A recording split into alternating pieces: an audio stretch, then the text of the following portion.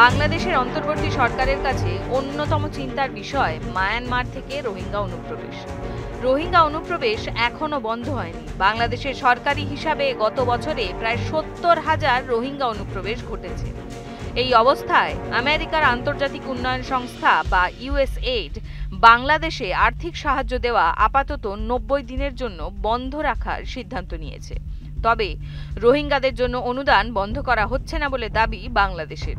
সে দেশে আশ্রয় নেওয়া রোহিঙ্গা শরণার্থীদের জন্য খাবার এবং পুষ্টি খাতে সাহায্য বন্ধ না করার জন্য আমেরিকার প্রেসিডেন্ট ডোনাল্ড ট্রাম্পকে ধন্যবাদ জানিয়েছেন বাংলাদেশের অন্তর্বর্তী সরকারের প্রধান উপদেষ্টা মোহাম্মদ ইউনূস।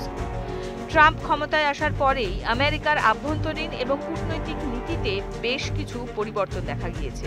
এর মধ্যে অন্যতম হলো তার আমেরিকা ফার্স্ট নীতি, অর্থাৎ আমেরিকার প্রয়োজনকে অগ্রাধিকার দিয়ে বিবেচনা করা হবে, তারপরে অন্য দেশের কথা ভাবা হবে।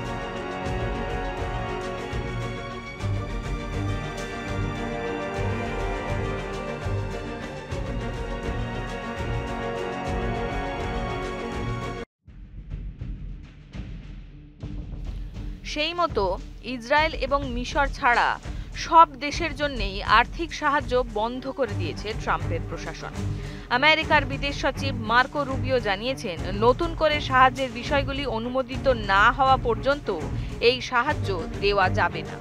সংবাদ সূত্রে খবর, ভারতের ক্ষেত্রে অনুদান দেওয়া জারি থাকবে কিনা সে বিষয়ে এখনো পর্যালোচনা করছেন নিউ দিল্লির আমেরিকান দূতাবাস।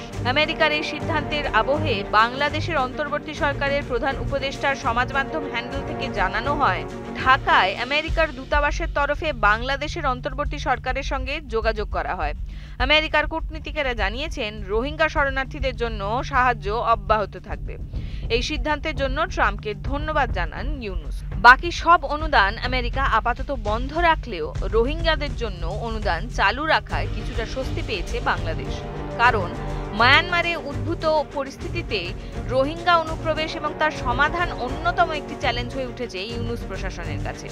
ইউনূসের প্রেস সচিব শফিকুল আলম রবিবার জানিয়েছেন, ২০২৪ সালে ৭০,০০০ রোহিঙ্গা বাংলাদেশে প্রবেশ করেছেন। বাংলাদেশে এখনো মায়ানমার থেকে রোহিঙ্গা অনুপ্রবেশ অব্যাহত রয়েছে বলেও জানান তিনি।